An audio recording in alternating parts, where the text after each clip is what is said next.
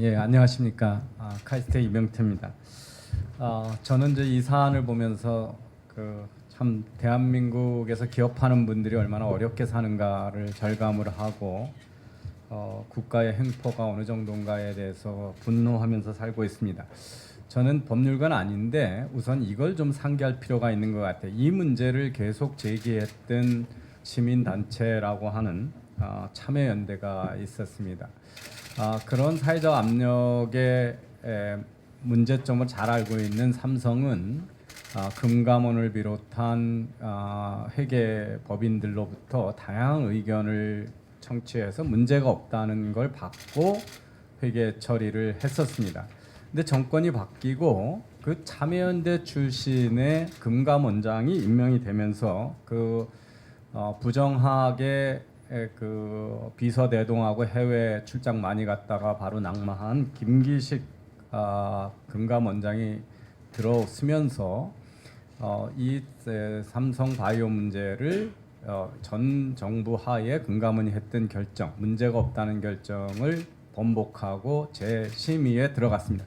이 얘기는 뭐냐 하면 재판으로 따지면 원고와 판사가 같았다는 겁니다. 그 참여연대가 혐의를 제기하고 참여연대 출신의 금감원장이 문제가 있다고 판결을 내려서 이미 그때부터 이 문제는 아마 다른 나라 같으면 저기 이제 변호사님 계시니까 얘기하지만 테크니컬리티로부터도 정당한 이미 성립이 안 되는 사안이었다라는 것을 저는 말하고 싶습니다. 저는 경영을 하는 학자 입장에서 이걸 분식회계라고 얘기하는 것 자체가 참 이상한 논리다라는 얘기를 하는데요. 다른 거하고 다른데 여러분이 분식회계라고 하는 거는 어떤 거냐면 기업이 없는 거래를 조작을 해서 뭐 자산을 늘린다든지 수익성을 변화시킨다든지 하는 거래의 허위성을 해서 회계 조작을 하는 겁니다. 근데 여기는 두 가지 이슈밖에 없습니다. 그 자회사인 에피스를 기업 평가를 해서 이게 얼마짜리냐라고 하는 재평가를 하는 게 타당했냐, 그리고 이 회사의 그 자회사의 주식 또는 채무에 대한 재평가를 회계 기준을 변경한 게 잘못됐냐 이겁니다. 그래서 다른 분식회계하고는 성격이 많이 달라서 저는 검찰이 무슨 자료를 찾는다고 하는지도 이해가 안 돼요. 대개는 분식회계라고 하는 것은 그 최종 재무제표에 나타나는 거하고 근거 자료하고의 불일치가 있을 때 그걸 찾아내는 겁니다. 그런데 이거는 그냥 누가 봐도 삼성 바이오에피스라고 하는 자회사의 그 기업 가치를 얼마나 평가하는 것밖에 없기 때문에 객관적인 자료가 존재할 수 있는 사안이 아닙니다. 그래서 사안이 특별하다는 것을 말씀을 드리고요. 그러면 이 사안을 본질적으로 보면 회계 기준을 변경해서 삼성 바이오가 가지고 있던 자회사, 삼성 바이오에피스를 그 단독 경영하고 있던 지분법으로 평가하던 삼성 바이오에피스를 공동 경영의 회사로 해서 자산의 시가 평가한 것이 회계 변경과 그 평가 금액이 같으냐, 이 두 가지만 판단하면 되는 아주 간단한 사안입니다. 그 간단한 사안인데, 그래서 더 구체적으로 문제를 쪼개보면 이 네 가지로 볼 수 있습니다. 하나는 삼성 바이오에피스라고 하는 자회사를 단독 지배회사에서 공동 지배회사로 기준을 변경하는 것이 회계 기준의 위반이냐, 이게 첫 번째고요. 그 다음에 두 번째는 단독에서 공동 지배 기준으로 바뀌면서 이 회사의 기업 가치를 재평가한 것이 잘못된 거냐. 세 번째는 이 재평가된 금액이 부풀려진 거냐. 네 번째는 이 평가한 금액을 평가 이익하고 그다음에 콜옵션의 채권에 반영한 두 개를 다 반영해서 삼성바이오 재무제표에 기록한 것이 회계의 위반이냐, 이 네 가지로 뜯어서 볼 수가 있습니다. 그래서 첫 번째 이제 이 단독에서 공동 지배 기준으로 바꾼 것이 불법이고 잘못된 거냐라고 하는 거는 사실은 이 부분은 우리 첫 번째 발제로 하시기로 했던 이동기 교수님이 사실은 최고 전문가시고 그 내용을 더 자세히 설명하시려고 했던 건데 오늘 안 오셔서 제가 좀 보충 설명을 드리겠습니다. 잘 아시다시피 삼성바이오는 2011년에 4월 21일에 설립을 했고요. 현재 제일모직인 삼성 에버랜드가 지배적 주주자로 삼성전자, 삼성물산, 그다음에 다른 다국적 기업이 참여해서 했고요. 3천억의 그 합작 투자로 바이오로직스가 설명이 돼서 우리가 삼성바이오라고 하는 회사입니다. 그 회사에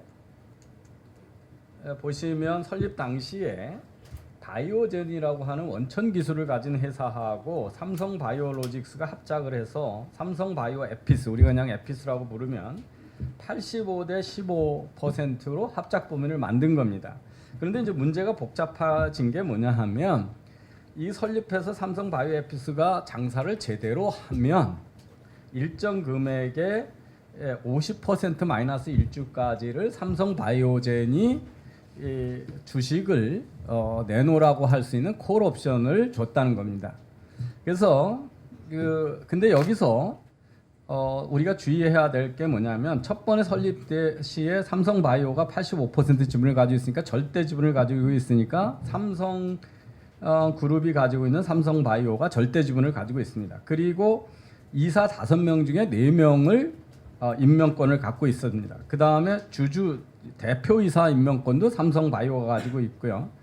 여기서 주총 의결권을 52%로 만들어 놨습니다. 그러니까 85%를 가지고 있는 삼성그룹이 삼성바이오가 모든 걸 결정할 수가 있는 거죠.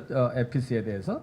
그런데 이 주총 의결권 52%인데 이 콜옵션이라고 하는 거가 이제 50% 마이너스 1주를 주는데 이거는 소위 경영학에서는 리얼 옵션이라고 그럽니다. 이게 뭐냐 하면 지금 당장 삼성 바이오젠이 꼭 필요합니다. 그런데 여기 경영권 반을 가지려면 합작 투자 금액을 반을 당신이 내야 되는데 그 바이오젠은 삼성 에피스가 그렇게 장사가 잘 되고 삼성 바이오가 경영을 잘할지 잘 모르니까 우리는 그렇게 투자할 의향이 없다라고 이제 거절을 하게 되죠. 그럴 경우에 이런 이제 선택권을 주는 겁니다. 그럼 당신은 지금 15%만 들어와라. 그래놓고 우리한테 기술을 줘서 우리가 그걸 잘 장사를 잘하는 거 보고 기업 가치가 커지면 주식을 50% 마이너스 1주까지 그러니까 지금 15% 가지고 있으니까 35%를 더 가져갈 선택권을 줄게. 그것도 그때 올라간 주식 가격이 아니라 사전에 정해진 가격에 줄게. 이렇게 약속을 한 겁니다. 그래서 이 바이오젠이라고 하는 회사 입장에서 보면 지금 조금 투자를 하지만 장사가 잘 되면 나중에 이 회사의 주식을 많이 가질 수 있는 그 권리만 있고 의무는 없는 선택권을 줬기 때문에 합작에 하게 되는 거죠. 그래서 삼성바이오 이 에피스에 대해서 바이오젠이 처음에 섣불리 이 경영권을 행사하고 싶지 않다라고 하는 의지가 나타납니다. 그게 뭐냐면 시작할 때 15%인데 삼성바이오가 증자를 해서 에피스의 주식을 늘리는데도 불구하고 바이오젠은 증자에 참여하지 않습니다. 그러니까 삼성바이오의 지분이 계속 늘어나서 보시면 8.8% 15%인 게 8.8% 감소하고 거꾸로 삼성바이오는 에피스 지분이 85%에서 91.2%로 상승했습니다. 그러니까 이 회사가 계속 잘 돼서 내가 경영권을 장악하겠다 그랬으면 증자를 계속 따라갔겠죠. 그래서 단독 지배에 삼성바이오의 단독 지배 하에 계속 있어 왔다는 걸 알 수가 있고요.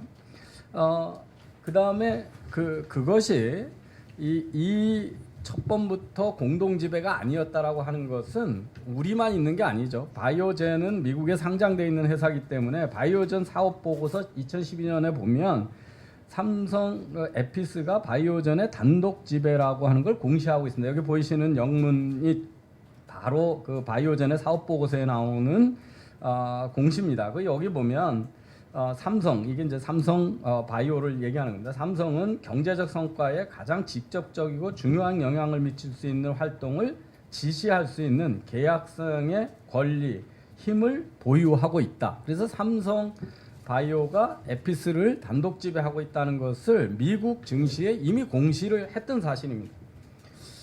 그래서 이제 아까 제가 설명드린 대로 합작법인을 만들 때 이 콜, 실물, 리얼 옵션이라고 하는 건 흔히 채택되는 거고요. 이 옵션을 행사하게 되면 언제 행사할지 모르죠. 이거는 완전히 바이오젠의 선택에 따른 겁니다. 행사를 하게 되면 이 회사가 50%에서 한 주 모자르는 거로 바뀌는데 주총 결의 사항이 52%로 돼 있기 때문에 50% 마이너스 한 주가 돼버리면 삼성바이오는 바이오젠의 동의 없이는 아무것도 할 수가 없는 겁니다. 왜냐하면 주총에서 52%를 결정 의결권을 했기 때문에. 그래서 52% 삼성 바이오가 에피스에 대한 지분이 52% 미만으로 떨어지는 순간 바이오젠과 공동 지배의 자회사가 되는 겁니다. 그래서 이 합작 회사의 지배 구조는 지분율만 가지고는 절대 결정이 안 됩니다. 어떤 회사는 소수 지분이지만 그 만장일치로 의결을 한다 그러면 한 주만 가지고 있는 주식도 지배권을 갖게 되고 또는 이사 자리를 몇 개를 요구할 수 있는다든지 주총결을 어떻게 할 수 있다든지 이게 여러 가지로 복합적으로 판단할 일이지 절대 지분만 가지고는 판단할 수가 없습니다. 그리고 이 콜옵션을 행사함에 따라서 단독 지배와 공동 지배가 진화한다라고 하는 사실, 이 진화한다는 사실 때문에 회계 변경의 필요성이 생기는 건데 이걸 부인을 하고 한 것이 이제 금감원의 두 번에 대한 결정입니다. 뒤에서 다시 설명을 드리겠습니다. 그럼 왜 2015년에 회계 변경을 하게 됐냐? 보시면 2014년서부터 삼성 에피스의 공장이 크게 늘어나고 거기서 개발한 바이오시밀러가 미국이나 여러 군데에서 그 소위 판매 승인을 받음으로써 본격적으로 돈을 벌 수 있다는 기대가 커졌고 그것이 시장에서 큰 그 가치로 인정을 받기 시작했기 때문입니다. 사후적으로 봐도 삼성 바이오 측에서 바이오젠이 이 콜옵션을 행사할 거라고 하는 예측이 맞았다는 것은 2018년에 이 바이오젠이 콜옵션을 행사해서 주식을 삼성 바이오가 에피스 주식을 양도를 했습니다. 그리고 그렇기 때문에 이 콜옵션 때문에 단독 지배와 공동 지배가 변경됐고 그 변경된 사실에 따라서 회계 기준을 변경할 수 있는 것들은 삼성이 적절한 회계 기준에 따른 것이다 하는 거가 첫 번째 결론이고요.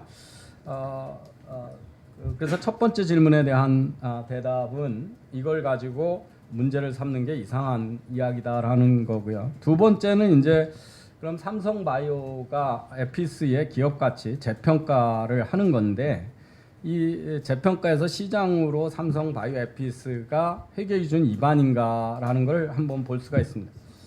이 스타트업의 그 가치 평가는 상당히 어렵습니다. 왜냐하면 상장돼 있지 않기 때문에 시장에서 객관적인 가치가 존재하지 않죠.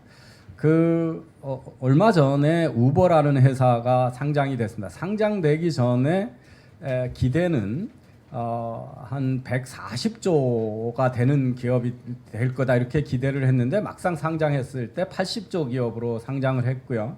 지금 우리나라에서 가장 스타트업 중에서 상장 전에 있는 스타트업 중에 기업 가치가 제일 큰 회사가 쿠팡이라는 회사입니다. 쿠팡이라는 회사가 연간 5천억에서 한 8천억 정도의 적자를 보고 있는 회사인데 미래 가치를 어떻게 투자해준 손정희 회장의 비전 펀드에서는 얼마로 예측을 하냐면 90억 불, 그래서 약 한 10조가 넘는 거로 평가하고 있습니다. 근데 10조가 되는 근거를 대라 그러면 될 수 있는 사람은 아무도 없죠. 그래서 스타트업의 기업 가치를 객관적으로 잰다는 건 상당히 어렵습니다. 그래서 이 기업 가치를 왜 재평가해야 되냐 하는 거는 콜옵션 행사 가능성 때문에 콜옵션을 행사를 하면 거기다 돈을 많이 내줘야 되거든요. 삼성바이오는. 왜냐하면 35%의 지분을 시장 가치보다 훨씬 낮은 금액으로 줘야 되기 때문에 그래서 이 필요성 때문에 자기 삼성바이오의 부채를 미래 부채 가능성을 정확히 반영하는 게 적정한 일이고 그래서 이것이 시장 회계기준 위반이라는 근거도 없습니다. 그럼 이제 세 번째 기업 그 가치가 부풀려졌는가를 보면 이 소위 상장되지 않은 비상장 기업의 가치를 평가하는 것은 소위 공정가치 측정법이라고 해서 수준 1, 2, 3이라고 하는 건데 결국은 비교 대상의 기업들이 있으면 가능한 그 비교 대상의 기업들을 근거로 하라. 이렇게 해서 그 수준 1, 2, 3이라고 해서 공정가치 기업 측정법의 기준이 존재합니다. 그래서 이거에 따라서 한 걸 가지고 이게 어차피 객관적인 가치 방법이 존재하지 않기 때문에 이걸 가지고 분식회계라고 이야기할 근거가 없다라는 거죠. 그래서 재무제표에 어떻게 반영을 한 거냐면 삼성 바이오 에피스의 전체 주식은 약 1268만 주인데 이때 에피스의 가치를 5조 3천억으로 평가를 했습니다. 그리고 바이오젠이 콜옵션을 하면 이거에 35%를 줘야 되기 때문에 523만 주고요. 그래서 그 5조 3천억 1268만 주의 5조 3천억을 주당 가격으로 계산하면 523만 주는 약 2조 1820억 원이 되고 그쪽의 콜옵션에는 3,620억을 받고 이 35%의 주식을 주기로 돼 있기 때문에 35%가 넘죠. 이게 8.8%로 낮아져 있었기 때문에 42% 정도에 해당하는 주식입니다. 그래서 주면 지금 3,620억을 받으면서 2조 1,820억 원어치의 주식을 줘야 되기 때문에 콜옵션 부채는 1조 8,200억 원이라고 표시를 한 겁니다. 그래서 금감원도 이 에피스의 가치를 수준 1, 2, 3 방식으로 평가한 거나 이 부채를 1조 8,200억 원으로 준 거에 대해서는 문제 제기를 하지 못하고 있습니다. 이게 왜냐하면 객관적인 으로 불법이라고 하는 증거가 존재할 수 없는 상황이기 때문입니다. 그러면 이제 마지막으로 부풀렸다고 주장하는 삼성바이오의 에피스의 기업 가치하고 콜옵션 반영이 회계 분식인가를 보면 그 삼성바이오에는 이 아키젠이라고 하는 회사하고 바이오 에피스라고 하는 주식이 다 합쳐서 그 290억 원 그게 초기에 이 삼성 에피스에 투자한 금액입니다. 그 자본금 290억이라고 하는 거가 표시돼 있었는데 부채는 이거에 42%에 해당하는 콜옵션을 주려면 1조 8천억의 손실이 난다라고 반영을 했으니까 부채 쪽에서 같은 주식이 1조 8천억으로 반영됐으니까 자산 쪽에서도 똑같은 주식인데 하나는 콜옵션 된 부채고요. 내가 가지고 있는 주식 중에 주고 남는 것들은 같은 금액으로 계산을 해보면 구입원가 2,650억인데 이때 그 에피스의 가격으로 공정 가격으로 하면 4조 8천억이 됩니다. 그래서 평가 이익 4조 5,350억 원을 반영을 한 겁니다. 그래서 이제 이게 뭐냐면 부채가 발생할 가능성 때문에 재평가한 거에 따라서 가지고 있는 주식 가격도 다시 재평가해서 반영했는데 이게 이익으로 반영된 게 그 분식회계라고 하는 주장을 한 겁니다. 그래서 지금 보시면 이 얼마나 황당하냐면 그 초기에 전 정권 하에서는 다 문의했을 때 금융당국이 문제 없다고 그랬다가 그래서 감리 재감리 하기 이전엔 다 문제 처리 없다고 하다가 금감원장이 바뀌고 나서 여기서 첫 번에 뭐라 그랬냐면 2015년에 첫 번에 연결 재무제표 즉 구입 원가로 반영돼 있던 거를 이 콜옵션을 행사할지도 모른다고 그래서 지분법으로 시장 가격으로 변경한 게 불법이다. 그러니까 계속 그냥 구입 원가로 반영을 했어야 된다. 이런 주장을 했습니다. 근데 이 주장은 뭐냐면 콜옵션 회계 자료상의 불일치를 찾아내는 방법은 없습니다. 어떤 것도 이 회계 정보를 가지고 투자자를 속였다라고 하는 증거는 없다. 이걸 이제 말씀을 드릴 수가 있고요. 법률적인 문제는 제 그냥 개인적인 의견이고 제가 전문가가 아니기 때문에 아까 우리 조동근 교수님이 이미 말씀하셨지만 행정소송에서 가처분 소송을 인용했다는 얘기는 삼성바이오의 주장에 법률적으로 다툼의 여지가 있다는 걸 법원이 인정한 겁니다. 그러면 즉 뭐냐 하면 삼성바이오가 분식회계를 하지 않았다라는 것으로 판결낼 가능성을 두고 행정소송이 진행 중인데 검찰은 이게 분식회계가 일어났다라고 하는 범죄 혐의를 전제로 지금 수사를 계속하고 있는 것은 사실은 혐의가 있을 때만이 수사를 할 수 있는 건데 법원 한쪽에서 다툼의 여지가 있어서 만약에 저희가 기대하는 대로 제가 판단하는 대로 행정소송에서 분식회계가 아니라 그러면 이건 어마어마한 공권력에 의한 탄압이죠. 그래서 이 검찰이나 경찰이 수사권을 행사할 때 범죄적 단서가 있고 기소의 가능성이 있을 때 수사를 해야 되는 건데 이미 행정소송에서 그러지 않을 수 있다라는 여지가 있음에도 불구하고 이렇게 무차별한 기업에 대한 수사권을 남용하고 있는 게 아닌가 이런 말씀을 드리면 제가 시간을 좀 너무 끌어서 죄송하고요. 그래서 회계 정보의 본질을 부정하는 그런 일들이 정치적인 의도를 가지고 진행되는 게 아닌가 이런 의심을 지울 수 없다는 말씀을 드릴 수 있습니다. 감사합니다.